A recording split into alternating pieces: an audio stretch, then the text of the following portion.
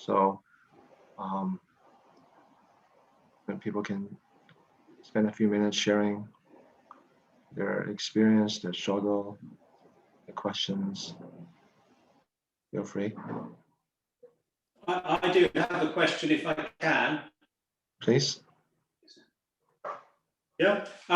First thing to say is I'm one of your students on the 6-week course, which I'm finding very useful. I think it's my previous experience meditation. How can I put this? My mental stance, as it were, to my internal environment.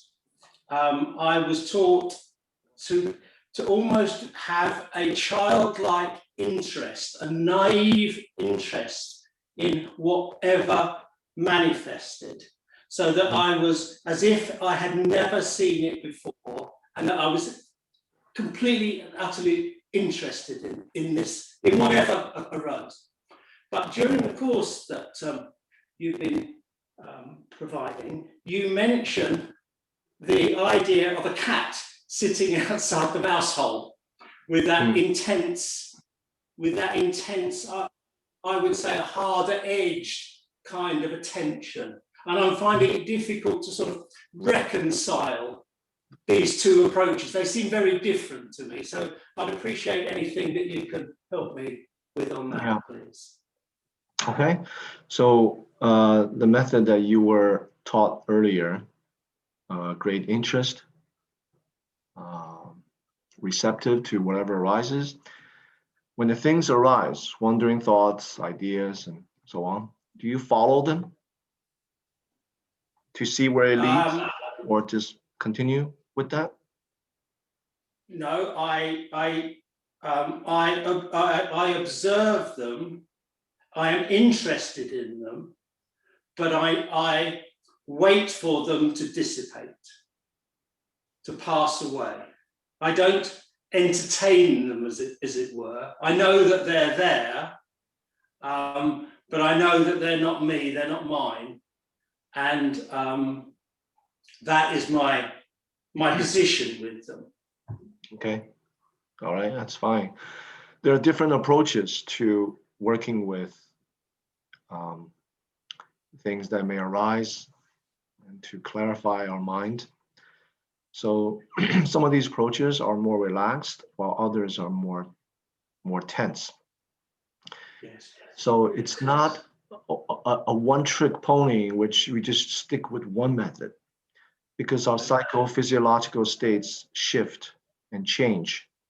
Energy level changes. So sometimes we need to use certain approaches in accordance with whatever situations may be called for. So it's not that we have to use these two like either or.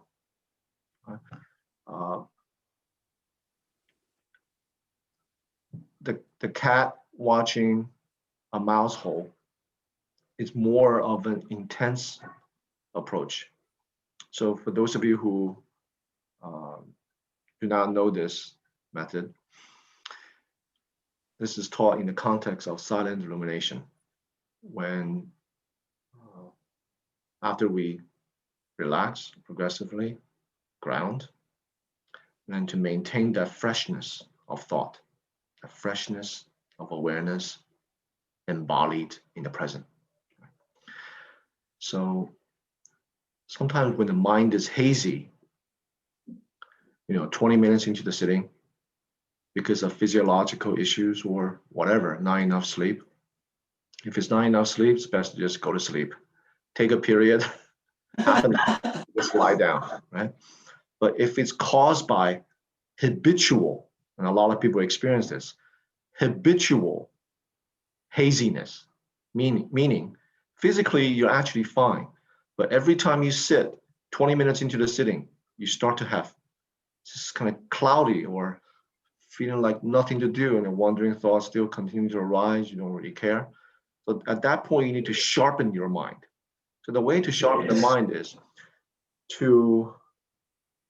the metaphor is like a cat waiting at the mouse hole. relaxed, but ready to pounce. How many of you have seen cats like that? When they look at something, they're very steady, but when something moves, they can just pounce at it, right? So so in that stillness, there's a kind of intensity there. So the mice that might come out of the mouse hole, which is the mind, thoughts that may arise, has not arisen yet. So to clarify the mind, body relax, ground, but the kind of freshness and clarity on the present method. In silent illumination, it's the embodied experiencing of sitting, right? So the groundedness, the contact point to earth, to the ground, the feeling of being present. So staying with that. If it's the breath, just the sensation of breath, nothing else, with that sense of intensity. Soon as something arises, as soon as you're aware of that, it should disappear right away. So we don't have two minds. One mind's watching, another mind is having its own thing. It's just the one mind, thought after thought, like a link chain one after another. So if we're watching stuff, the mind is actually flickering. Method, wandering thought, method, wandering thought, method, wandering thought, and until the thought dissipates. But if the mind is sharp, soon as the mind is aware, back to awareness, wandering thought has vanished. So we use that under circumstances when we need it. So that's a method that we actually can't practice all the time. Okay, otherwise we kind of get mentally exhausted. Yes, I understand. So most of the time, just relax, and then when we need to sharpen the mind, we have that intensity to observe the method, and then go back to relaxing. The way we use the method is very organic. We make it come alive. We make it work. So sometimes we need to navigate in a certain way. That's very, very helpful. One of the things I think I've observed is that using the cat method, as it were, it's effortful. It's more effortful, but it also seems for me to be I don't know the right word. Words are so clunky, aren't they? It seems that wandering thoughts are less evident when I am actually using that. Whereas when I go back to a more relaxed method, I will get, there will be a greater number of scattered thoughts around. Mm. But I appreciate what you're saying to moderate it and to be able to tune it, to be able to learn how to tune it to my own psychological state at that moment. Yeah, very helpful. Thank you very much indeed. Thank you. Okay, that's a good question. Mark, what are you doing? Unmute yourself, please. Okay, hello. Is there a fine line between the cat method and suppressing thoughts, and how can we avoid not being on the wrong side of that line? Good question. Suppress means ignoring, right? So we are aware, we're just not reactionary. So the fine line is you're in our attitude. Right? It's no longer the method. It's no longer the technique. It's our frame of mind, our attitude. Our attitude, if there's traces of wanting to get rid of this in order to do that, then that's kind of suppression, ignoring this. So the attitude is very important. That's That's where the line is. So with the cat, the mouse hole is the embodied experiencing. It's actually the method. You're not kind of doing the method and then waiting for thought, like a second thought, right? The mouse hole that we're watching, that the cat is watching, is actually the embodied experiencing of sitting. And the attitude is that, so that's the technique, that's the method, and the attitude is that of freshness, experiencing. So capturing that moment to moment to moment experiencing. Now, if things come, immediately go back to the method, embodied experiencing, reality of this moment, which is sitting. Okay. I don't quite get, and so with silent illumination, we let in, let be, let go, and that can be quite leisurely. And the cat method, it just sounds like slicing the head off thought when the thought maybe wants to come up and be acknowledged. How do you reconcile these two? The more relaxed silent illumination, which allows these thoughts to rise and be for a while, and this cat up, the mouse hole. How do you reconcile those two? It depends on the person, because you have to find what situation you're in. If we're on retreat and we're continue to sit, and our attitude is that of, I don't really care, wandering thought, they can do whatever they want, which is most time is good. But if they're just continue to come on, and there's a traces of laziness, right? Just allowing, because we're ultimately the one allowing wandering thoughts to perpetuate. It doesn't really have a life of its own. It seems like it, but because of habit tendency, these mental impressions just continue without end. And if you're not really clear about the method, you can have a wandering thought, the method is there, it's not there, it's fine. And the mind is hazy. It's not about reconciliation anymore. It's actually about idleness.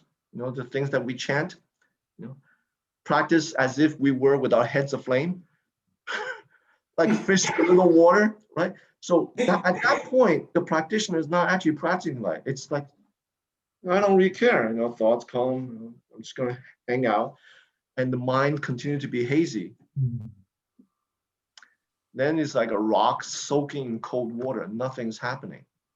Then we should really bring up that determination and really use the method, make vows. So we kind of live by our vows as opposed to just let karma just kind of take us here and there, right? So everyone's different. Now, if a person, every time, 20 minutes into the sitting, the mind's become hazy, and he gets up after half an hour, you're not really physically tired. Then you really have to do something about that. And that's like cutting off the heads of thought. You definitely need to do that. If you don't do that, it's just perpetuating laziness. So you're actually perpetuating a habit that every time, 20 minutes into the sitting, you go into a stupor or haziness. That's not good. So what I usually do is, besides the cat method, because most time those things are physiological issues, right? So the bodily conditions overpowers the strength, the power of the clarity, the mind, right? Just overpowers it. So at that time, usually I just tell people to not sit, to kneel on the ground, 长跪, right? So standing kneel. So it actually hurts the body. Join the palm, kneel, and meditate. At that time, if the vow of practice is not strong enough, we're just gonna, continue that stuff. So it takes, if a person gets to that state every time 20 minutes into the sitting, that means that person has already developed a habit. mental fogginess. It's like muscle memory. 20 minutes into sitting to do that, it takes a lot to change that. And it takes drastic measures. So the Buddha, some of the things that the Buddha taught is to contemplate death, one's own death, to think about the rarity of the Dharma, the preciousness of the teaching, and the fact that we will die and we have no idea where we're going to be propelled to. And that's the traditional pre-modern context. People think about 6 rounds of existence, this and that, suffering. So that actually kind of attunes, kind of fine-tunes the attitude of the mind to have great diligence, great vow, great conviction in practice. All the ingredients, right? Great faith, great vow, great determination, and then great wonderment about what? Birth and death.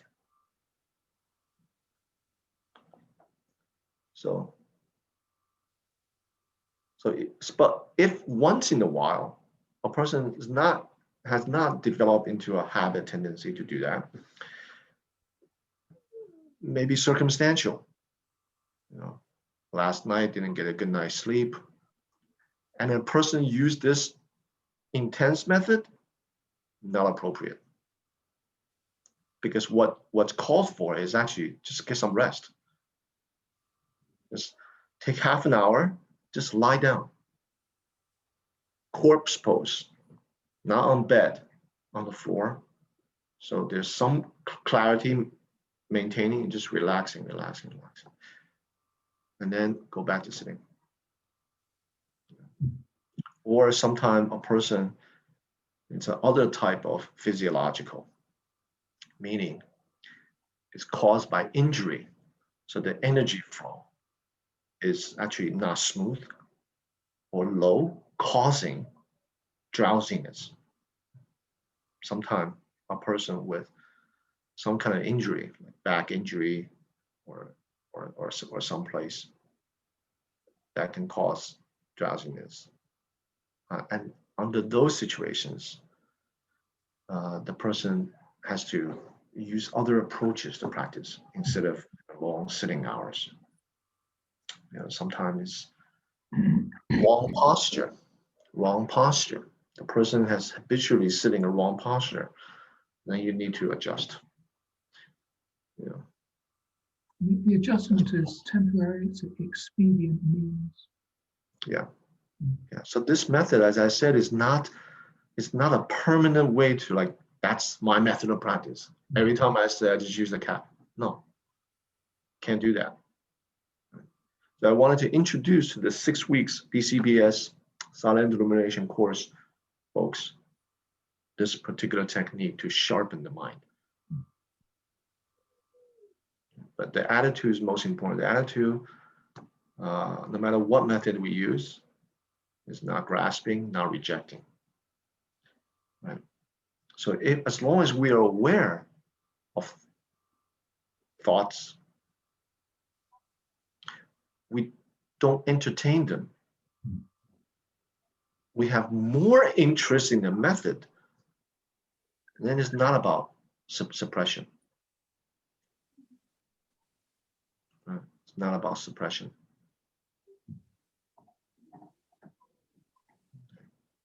Thank you very much. Yeah. I have a related question. Sorry to jump in the queue, Julie, because I think it's related.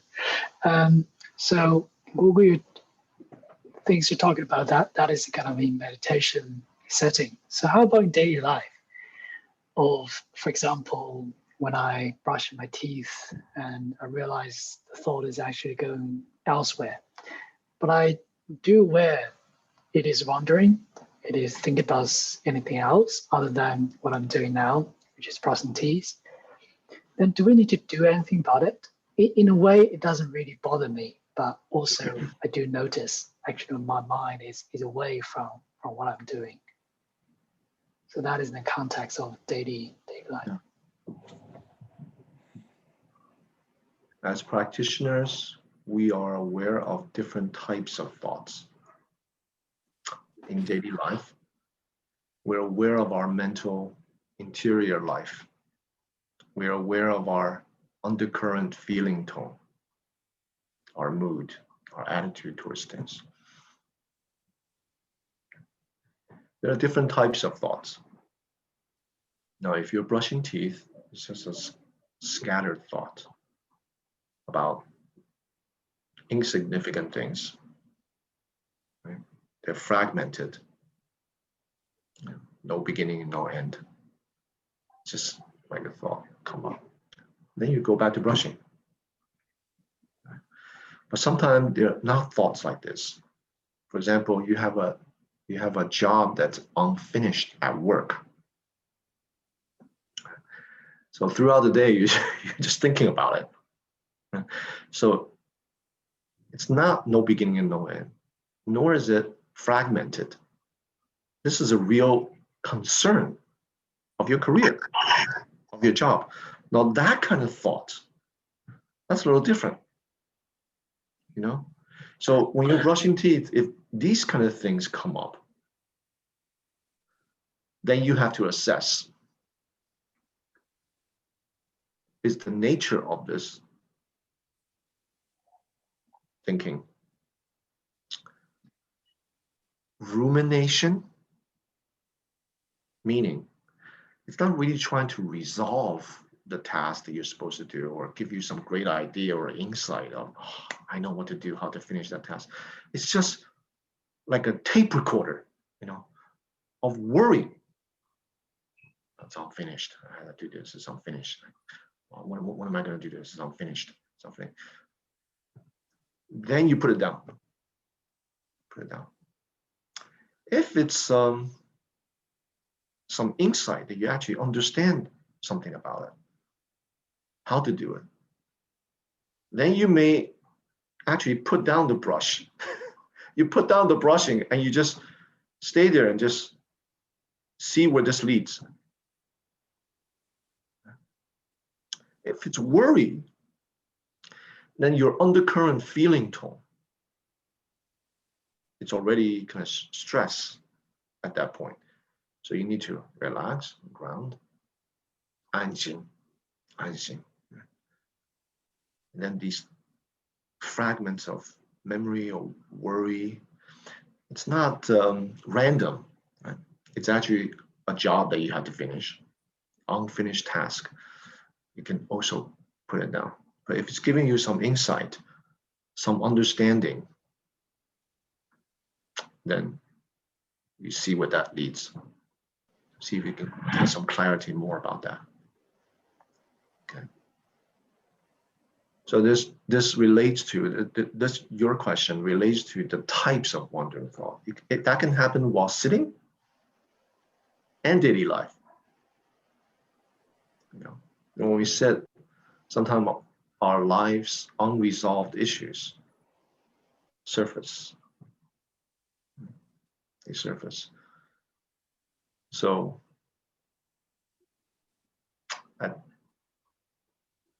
if you really have to use common sense. You really have to use common sense. You know, like, is it appropriate to stay with that now? Right? If we stay with it, what's going to happen? You know? Is it effective?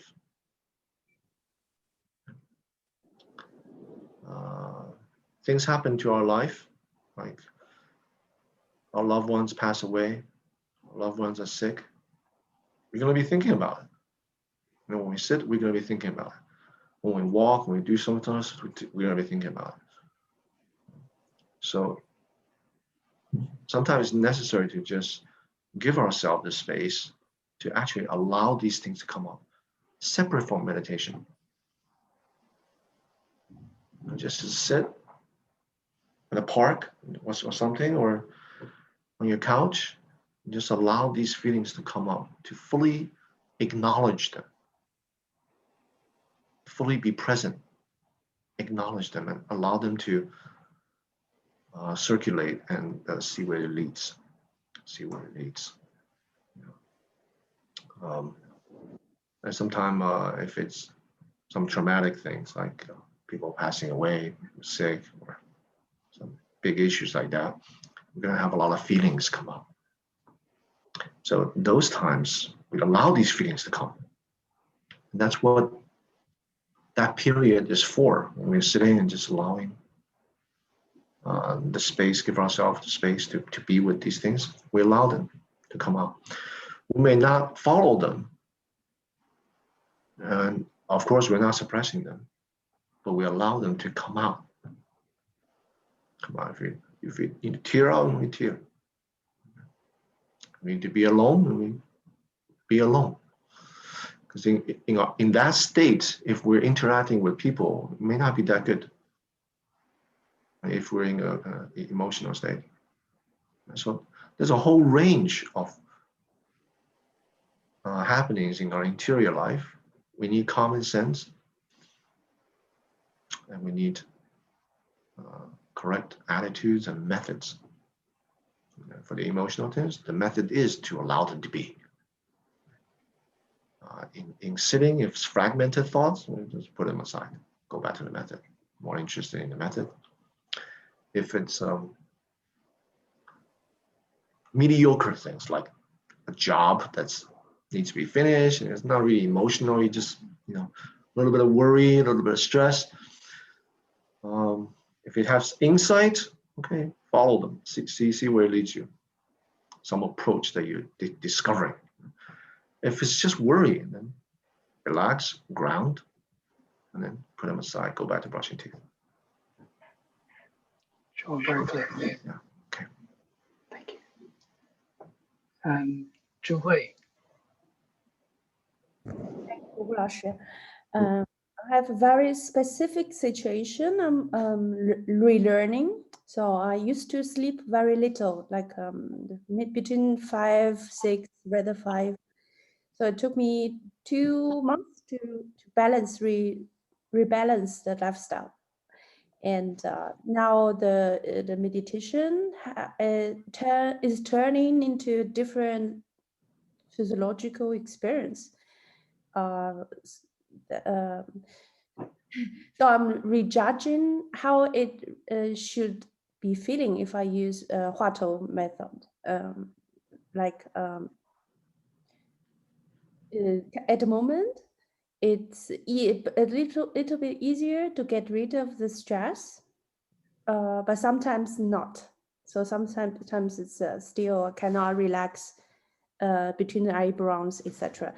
And I don't know whether there is a effective method to drop that stress level. And second question is when it works. So I'm in a very nice, warm, content situation. So when I sit a longer period of time, but I'm not sure whether it's a watchful cat or a lazy dog in the sunshine. So that is so how to know that it's a difference if I'm go to the cat road or the dog road. That's the question. Cat or dog. Okay. First question, how is that related to sleep? Do you mean that sometimes the stress level is preventing you from sleep? No, if you remember, since years I had headache. So maybe I realized last year that is one reason of the imbalance of lifestyle and the lack of sleep might be a reason for that. Okay. I changed that, and the whole body experience it's different now. Do you still have headache? Less and less. Less and less. So just sleep more. 8 hours of sleep then. It's now it's 7 in average, and but it's kind of new for me to know how meditation feels like if one has full circle of sleep. Does it make sense? Well, you still go back to the foundation. You always go back to the foundation. Yeah. So the meditation, you still practice relaxation in the sense of grounding. Take a moment to feel yourself grounded, rooted, and then take care of how we actually feel in that moment. Take a moment to calibrate how we feel, and then we use the method. So if you mentioned before the facial tension and different stuff, then you gotta go back to grounding, go back to relaxing. Okay. So before you use the Huatou method, you have to be stable, you have to be grounded, you have to be relaxed. Okay, so if it's a matter of relax, clear, versus intensely using the Huatou, but very stressful and facial muscles all tense, opt for relax and clear in daily life. In daily life, the practice of Huatou is very different than retreat. You know, in daily life, it's just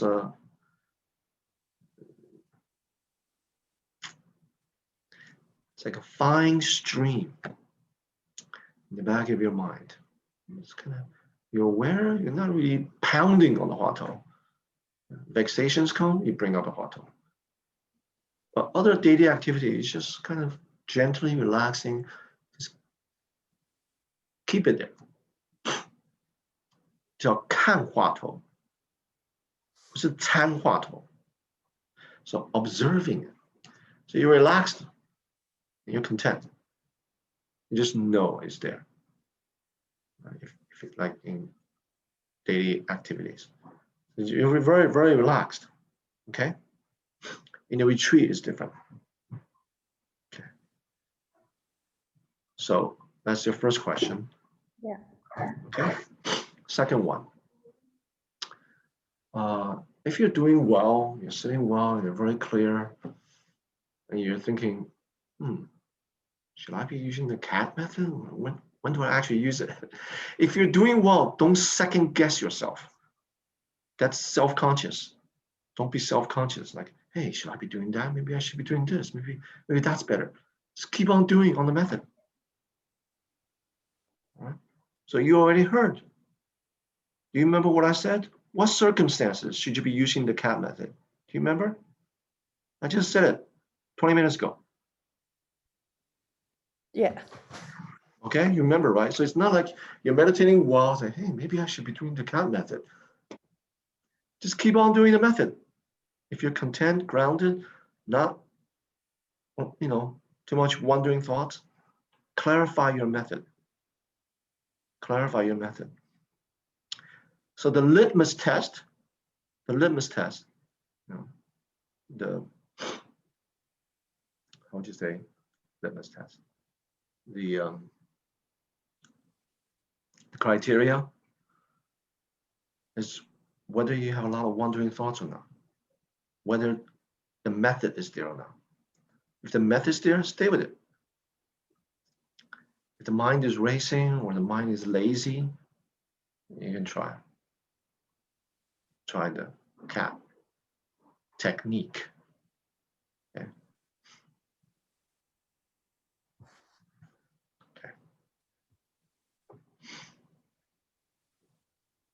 All right, everyone else doing all right?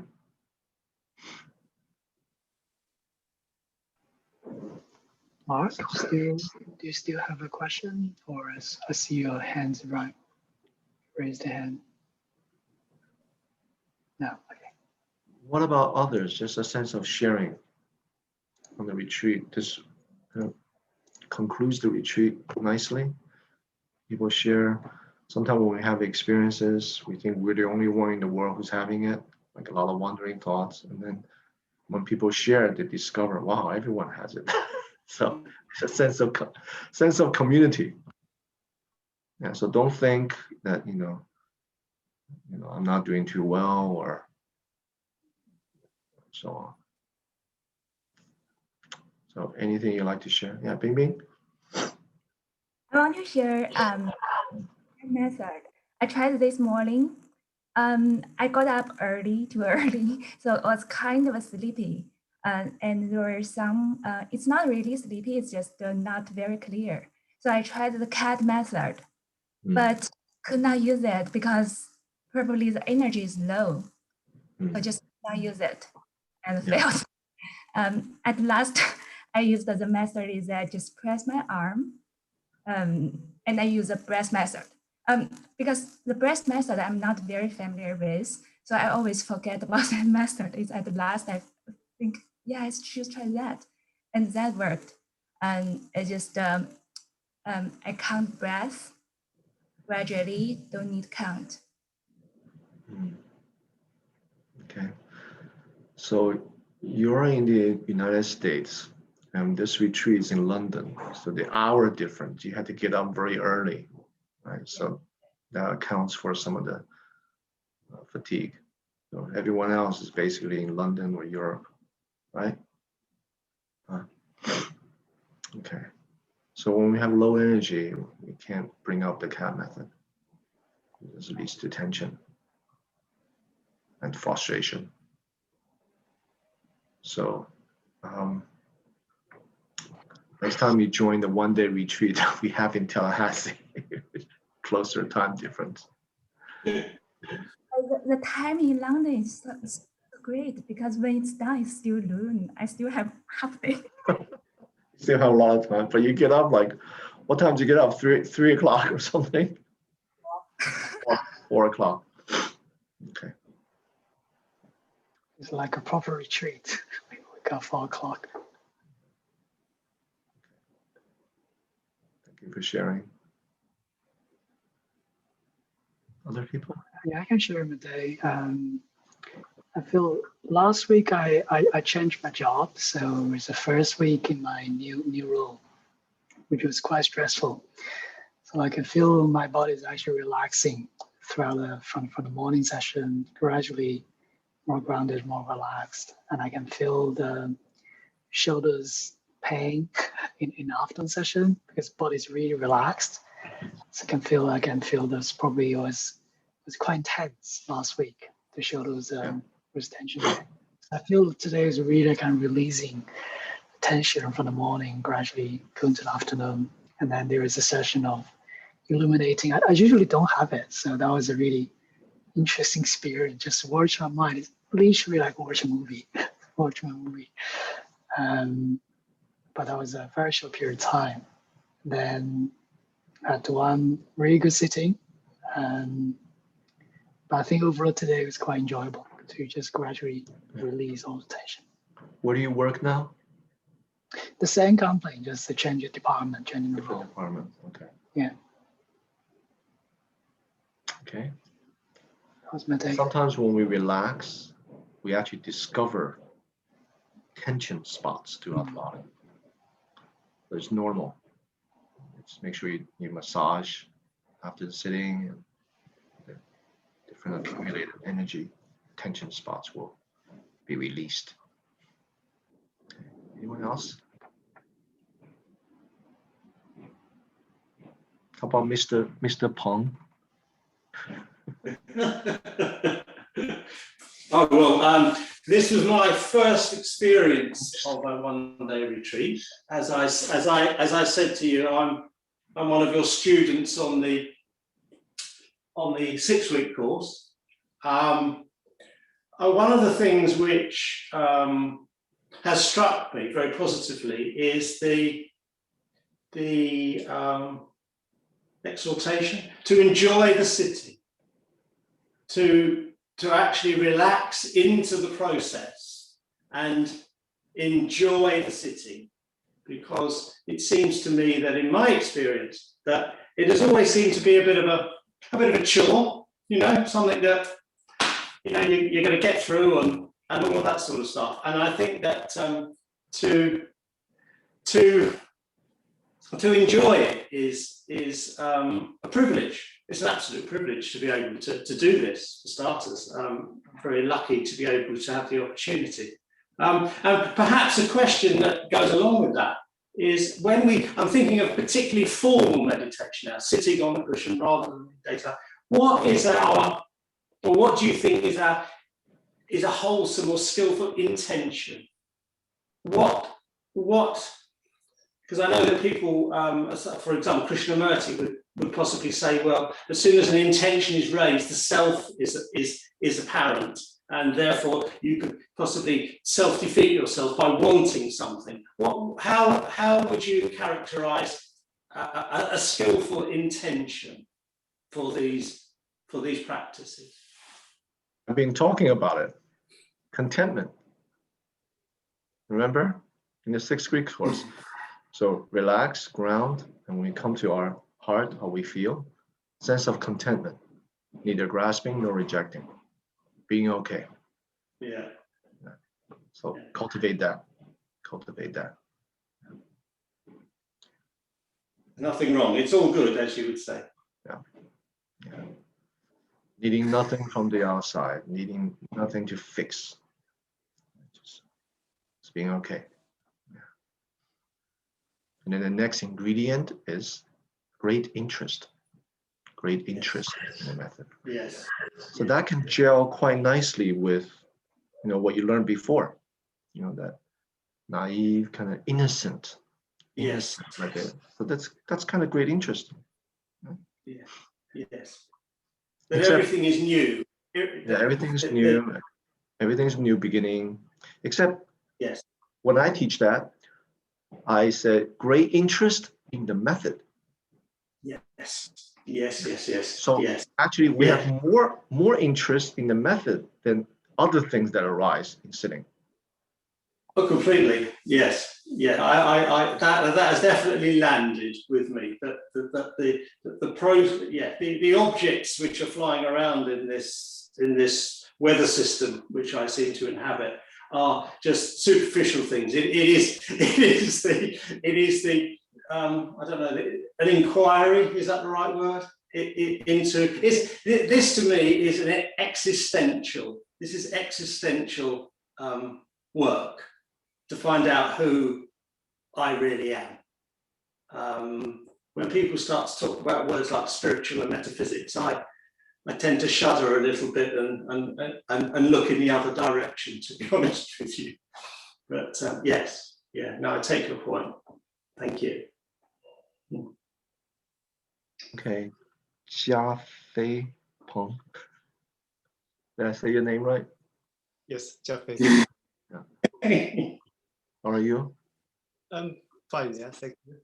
And all of the 5 sittings today were very relaxing for me.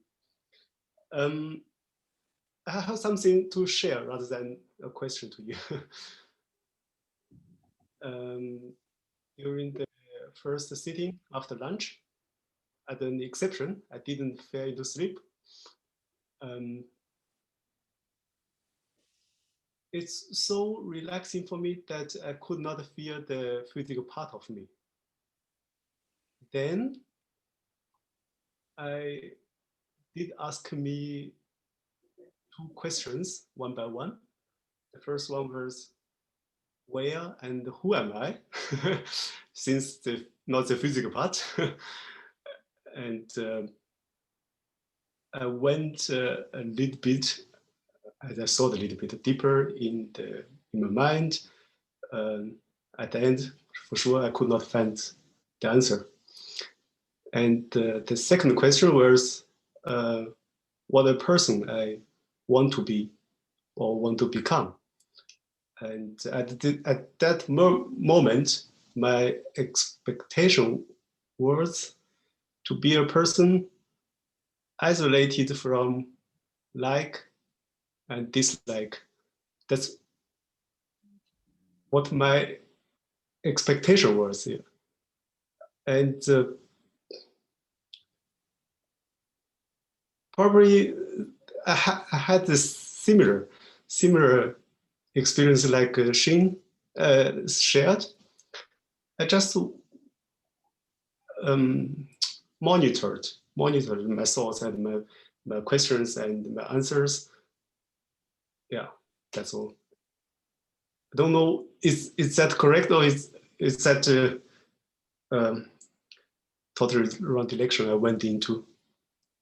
It's excellent. Excellent. Especially the first question. It's not something that we can think up and find the answer. So my suggestion is just to allow that existential question to be there inside you. Don't suppress it. Don't let it drive you crazy either. Just allow it to percolate inside you once in a while. Who am I? Who am I? And then you plant the seed for Chan practice. Okay. Yeah. Yeah. Very good. Yeah. Thank you. Thank you. Probably, if I may, I would share another point. During my second sitting today morning, and one family member called me in the middle of the second sitting, called me for lunch 1/4 earlier. And since this moment, I answered him, and also immediately I realized my leg pain. And this realization will not disappear. It lasted to the end of the sitting. Seems like will not disappear without a restart. Recognition, I mean. Yeah. So before that, you that, did not realize your legs were having pain, but after he called you, then you realize, oh, I'm having leg pain. Yeah. Okay. Yeah. So what an interesting thing. What did you learn from that? Yes. I'm keeping asking this question. Yes. What I did learn is that, like you wrote in your book, if you think it's a problem, it's really a problem. Yeah. Yeah. Also, the body-mind relationship. You know, what an interesting thing. Yeah. So just keep note of this. Okay. You know, these kind of things you can't really think through. They just exemplify the dynamic relationship between body, mind, breath, moods. You know, if you recall that moment to the rest of the period, the kind of feeling tone that you have during that time, after it's called out early, while you're sitting, like pain, how did you feel? You know, so all these different connections, just take note of that. Okay. Yeah. Take note of that. Accumulate your observation experience. Okay, thank you.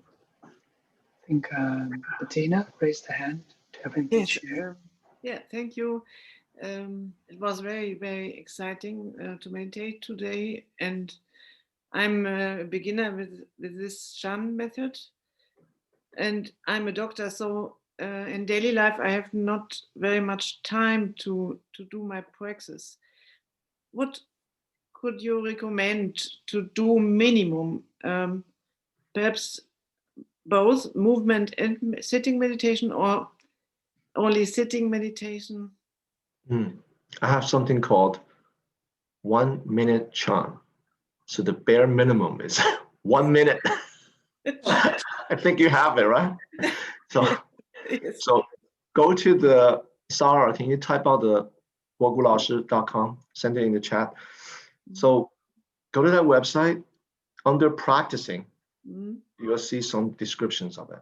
So you choose 5 things that you do every day.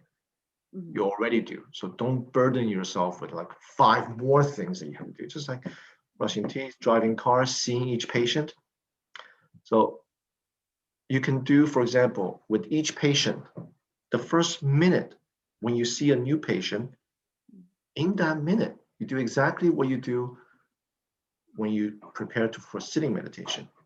You relax, you feel grounded, kind of recalibrate yourself, right? And then engage. Relax, ground, engage. So always engage with a gentle smile. Thank you.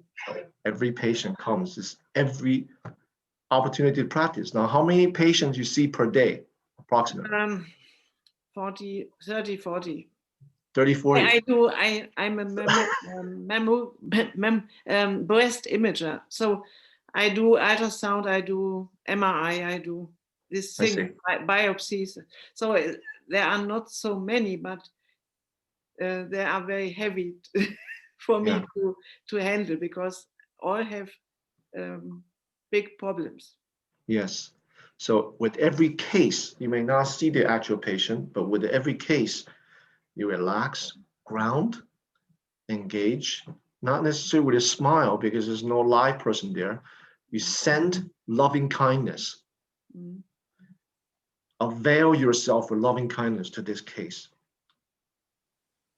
And with that mindset, you do the imaging.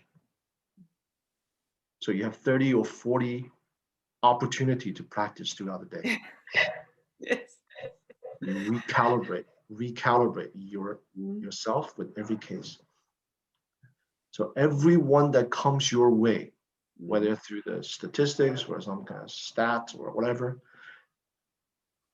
And the recalibration is some body feeling. It's going through the body, going. Relax. So you're just standing. So don't make it too conspicuous. Your colleagues see you. What is Bettina doing standing there? Right? You don't make it too conspicuous. You're just looking at the cases, but inside, you're relaxing your facial muscles, shoulders, abdomen. See how you feel. And you say to yourself, may you be well. May you recover soon. May you have love. And then you start doing the work. Thank you. Yeah. Very good.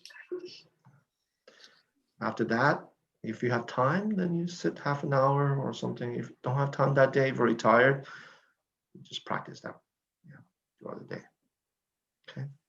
Okay. Thank you very much.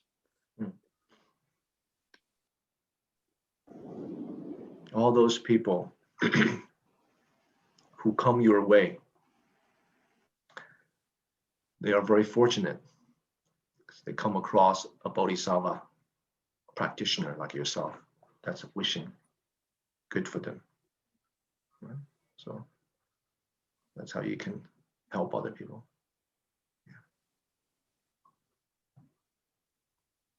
All right, we got a couple minutes left. Yingqing, what are you doing?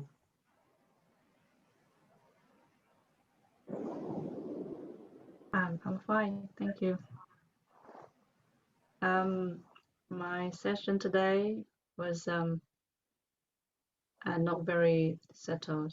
I think I'm physically a bit unsettled, and I notice on the screen, like when I sit, I am very often lopsided like this. I'm actually feeling relaxed, and when I correct myself, my body weight shifts to one side of my body. So I was like fixating with my body a lot. Also,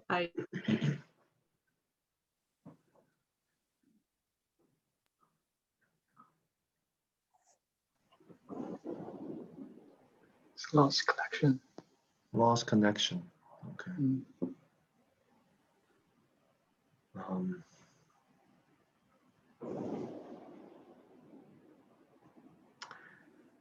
So if I answer her first question, it'll be recorded, right, Sarah?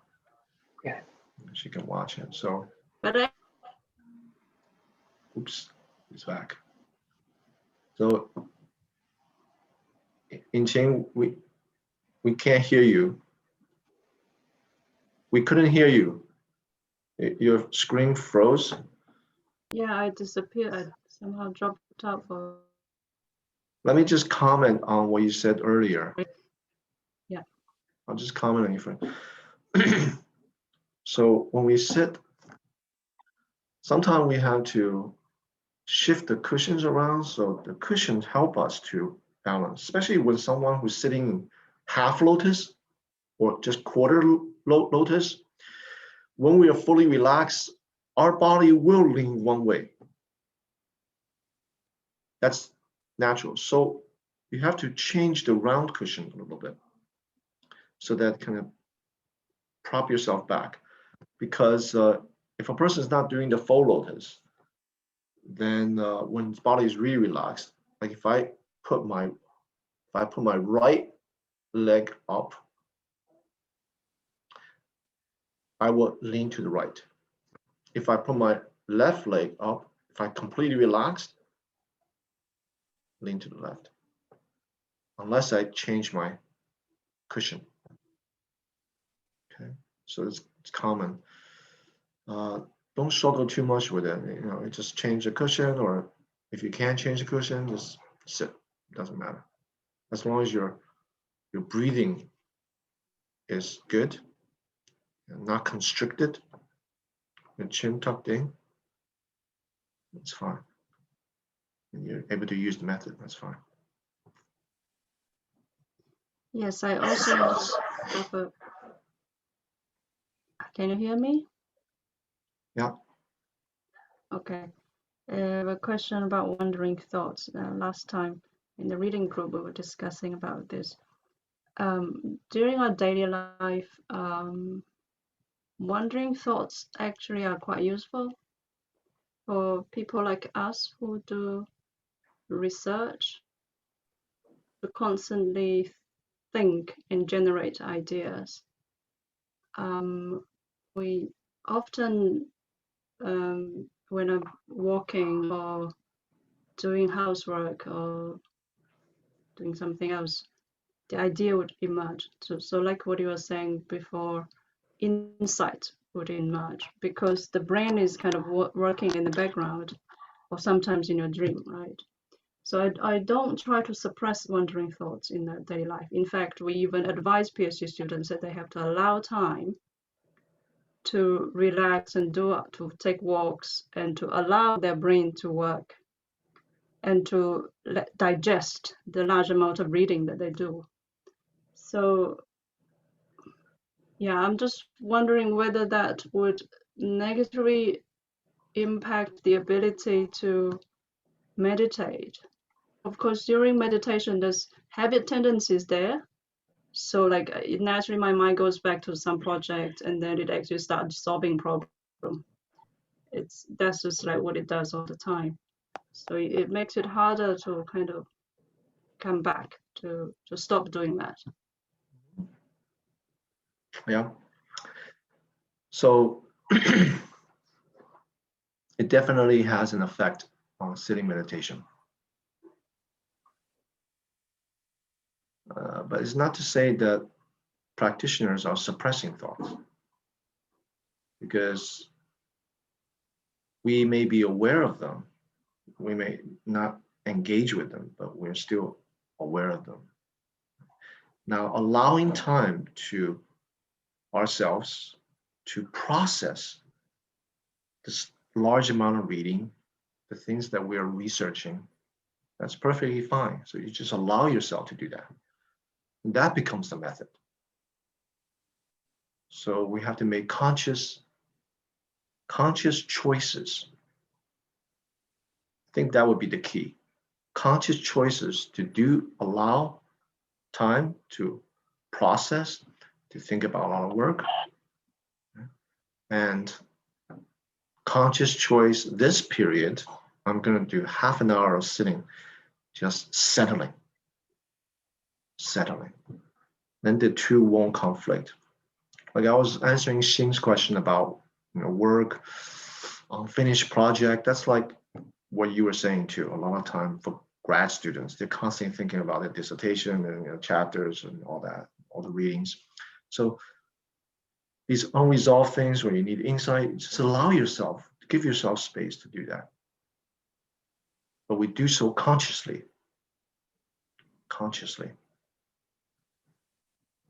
So it's a kind of discipline.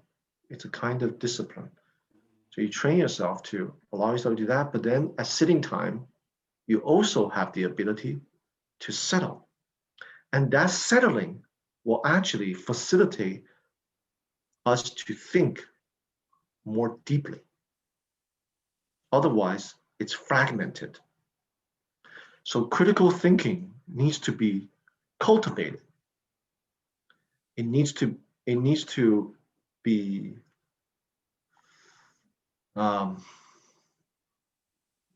be practiced. So in research, the more ability to settle and concentrate, the more ability when we actually engage in thinking will be more deeper, more penetrating. A lot of times when grad students think, like my grad students, for example, when you think, the problem that I find is inability to make connections. Right? So the flexibility of their thinking, it's hampered by habit. So it's limited by their own patterning. But critical thinking and reading a lot of different stuff opens us up to make new connections. So that ability to make new connections, what prevents us to make new connections is actually habit pattern. And that habit pattern is governed by thinking pattern. And that thinking pattern, the only way we're going to free ourselves from thinking pattern is actually to train ourselves to go deeper beneath that layer of superficial thinking pattern.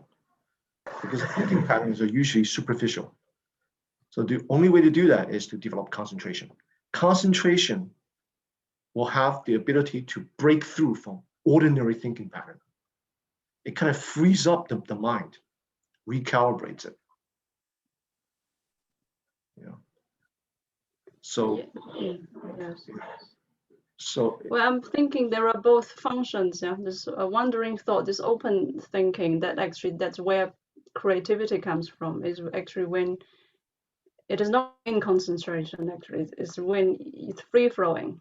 That's where the creativity comes from. And then when you are concentrated, that's when you're really, really just sharpening your mind.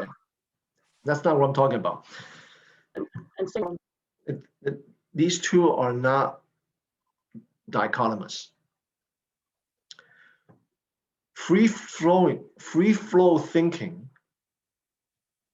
does not necessarily lead to, I mean, I'm sure maybe you disagree, but in my observation, free flow thinking does not necessarily lead to creativity. Free flow thinking usually leads to just free flow scattered thoughts.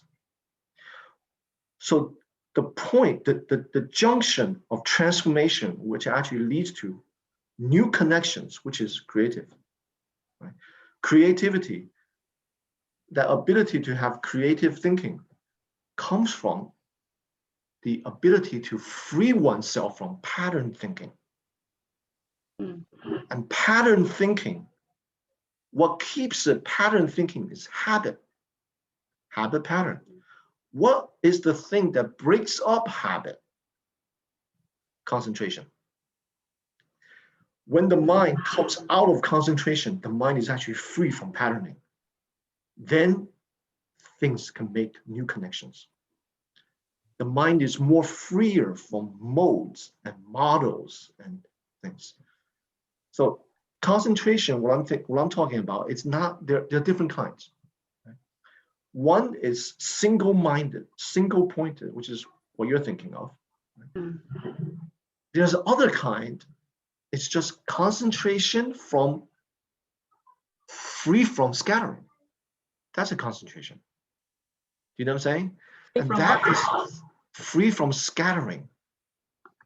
So here's concentration. Concentration can come from single-minded, single-pointed developing, and concentration can also be arrived at from developing the ability to be free from wandering thoughts. There's a difference. Right? To be free from thoughts, allows the mind to regain its natural clarity without wandering. That is more in line with silent illumination. As opposed to single-minded concentration. In that point of practicing single-mindedness, it does not necessarily lead to creativity. The mind is locked on something, some object of meditation. But coming off of that single-mindedness, single-pointed, meditation is over, coming out, doing massage, and coming out of it. That transitional space, insight can happen. Insight cannot happen. Creativity cannot happen during the state of that single-minded concentration. But it can happen when we're out of that. That gap, that space, transitional point, the mind is much, much more freer. Information that we come in contact with some other information suddenly become integrated. So either way, the concentration is single-minded. You can't do anything while you're doing it single-minded, but something can happen afterwards, or the opening type of concentration and clarity. Both are very helpful for breaking through the single most characteristic of scattered thought, habit thinking, which does not lead to creativity. Right? The only way is concentration. So the freer one thinks, the freer one can associate different stuff. Some people are born with it, but most people are not. And to cultivate that, you need to develop this other aspect of the mind.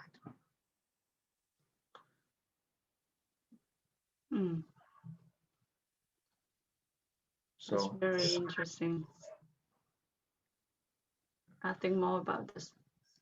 This think more about transitional space is quite interesting idea. Yeah, that transitional space is incredible. It's actually incredible. Not only creativity, like new ideas, like actual creativity, like a person become more artistic. Like I'll give you one case. Like my now I major in art, so that doesn't count when I was in college. But my Dharma brother, Guo Gu Laoshi, he's my older senior. He was an electrician. There's no creativity there. Just before he became a master electrician, he just does electric stuff, right? But the more he meditated, the more when he come out of it, I saw the changes. He started taking up photography. And the photo that he shot, now I studied photography. He doesn't know why, but the photo that he shot, the compositions and the different shades of black and white, was in the 90s when he was reading photography. It's amazing. And he knew it was amazing. He doesn't know why, but the way he saw things started to change. And the way he picked up his camera, he just carry a camera whenever we went outside. Why? He's getting ready for taking photographs. The shot that he took on the spot, perfect. He doesn't know why, but that angle, the light and stuff, he just naturally developed it.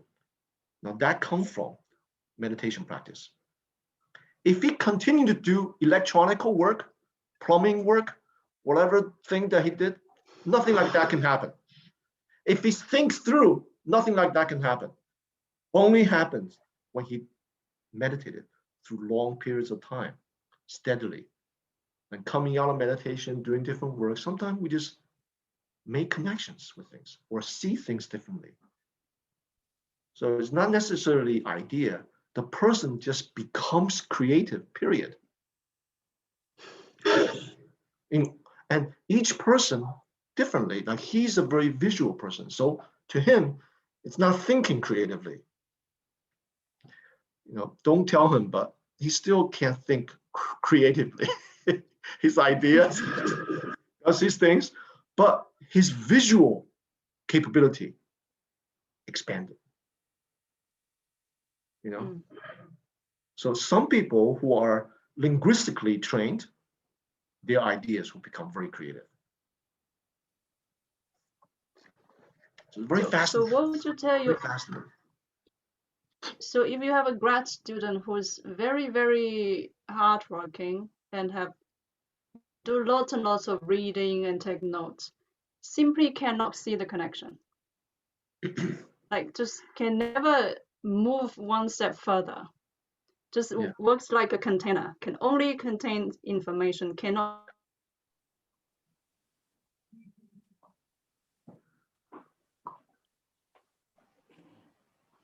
It's gone again. Okay, frozen. Right when we get to the punchline, the most important part. No, it's a shame. Okay, she can review this. I have to go back to plumbing. So just to continue, she can review this later. When someone is locked into a mode, they just can't make the connections. What can we do? How can we help? And I just can't make the connection, grad students or friends or whatever. I recommend them to practice relaxation and practice concentration. Now that's my students. So, and that may not help. That may help, but it's not a magic pill, because meditation, it takes a long time to be able to do that. You know, it takes a long time. It's not a magic pill. But at least I plant the seeds and I tell them the reason why I recommend that, so they know. They know their shortcomings.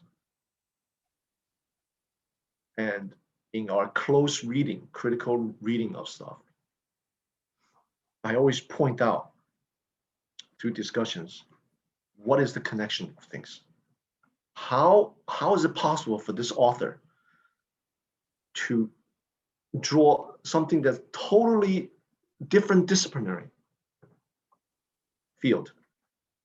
So I make them think, recognize, from anthropology and religious studies, or archaeological, privileging material evidence to, this and that, texts, right? Something that's totally different. So I pick readings and we analyze it. So at least intellectually, in the prefrontal cortex, he learns, oh, it's very important to make connections between the A and B in all different fields. They may not be able to do it, but at least intellectually, they know and they will try.